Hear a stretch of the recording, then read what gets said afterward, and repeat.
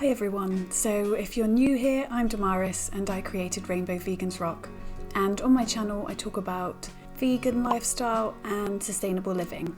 So today's video is just a quick update of how I've got on with plastic-free July. Spoiler alert, not great. In case you catch a glimpse of this is school holidays with a 6-year-old. Apparently it gives me peacock powers, which I have to admit does sound pretty cool.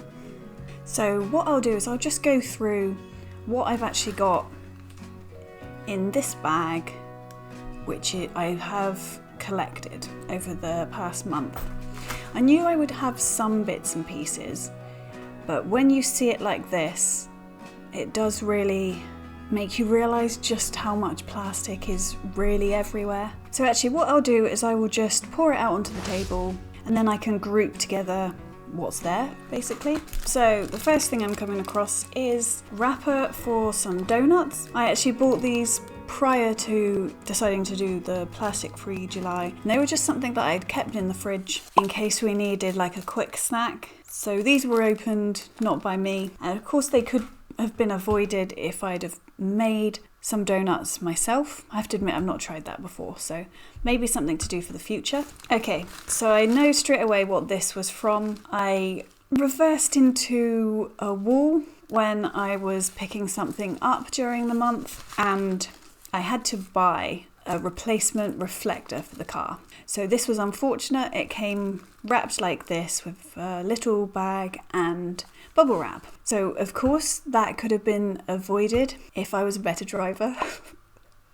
But there we go. So some of these I knew I would have this waste. So I like to buy fair trade bananas. And of course bananas don't grow in the UK to start with. When I always buy bananas, they're always going to be from elsewhere in the world. We go through a lot of bananas. So I get bananas from our fruit and veg delivery service. So we have 2 lots of bananas from there, and I top up with 2 lots of bananas from the supermarket as well. So this is waste that I knew I couldn't really stop because it's not within our budget to buy more at the fruit and veg supplier that we buy from. So that's okay. This is something that I accept at the moment, that the organic fair trade bananas in the supermarket come in plastic, and they are the only fair trade ones that are available. So the next bit that I'm grouping together is these multi-packs of crisps. I think overall I've managed to reduce the snacks that me and the children eat by quite a bit,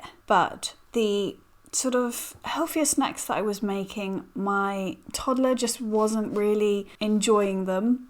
So I made sure that I bought some larger bags of crisps just in case, because she is a standard toddler, of course, so she asks for snacks quite regularly. So even though I've got this waste, I feel that the only way that I could really stop this would be learning how to make crisps myself. So perhaps that's something that I'll look at in the future.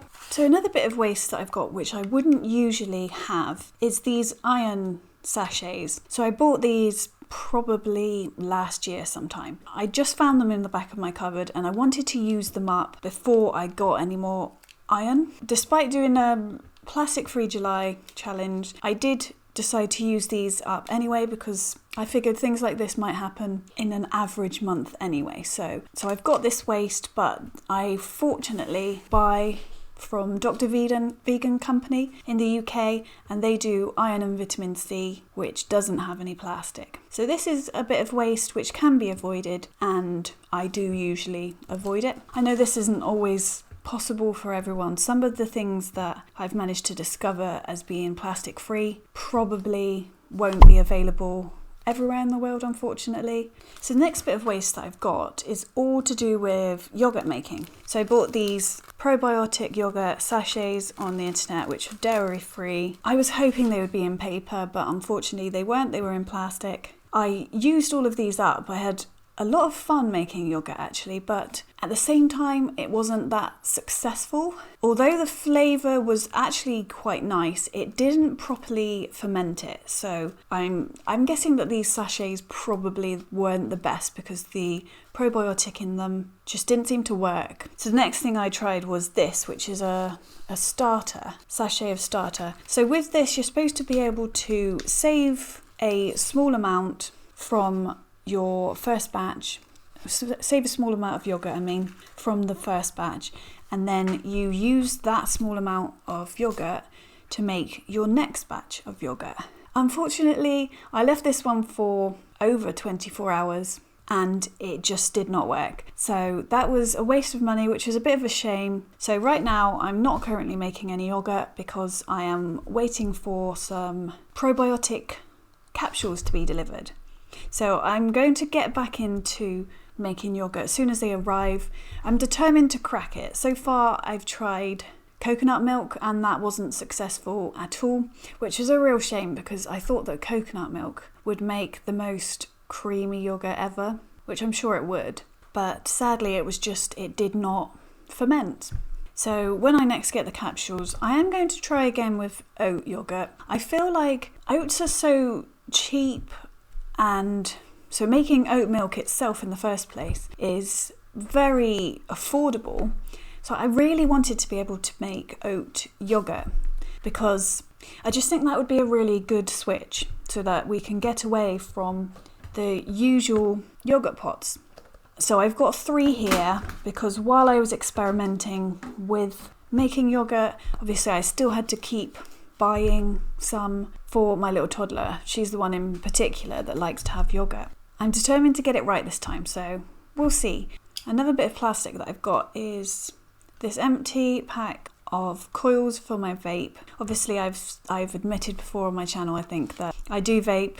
It's probably a terrible habit, but it's not something that I'm willing to give up right now. So these are the 2 bits of waste that I've got from my habit, and I don't intend on doing it forever. So there's just a couple of other bits that I've got here. I haven't found a plastic-free chewing gum that we like yet, so I need to keep trying on this. I was also bought some flowers as a gift, which is obviously lovely. They of course came packed in plastic, so that was unavoidable. So only a couple of other bits here, I think.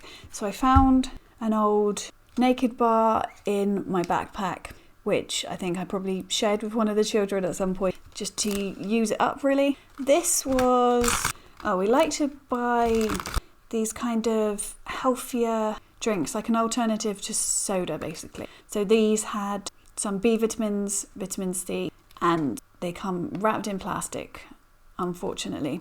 I don't think they used to be honest. They used to come in glass bottles which were connected with cardboard, but for some reason they now seem to come in cans wrapped in plastic.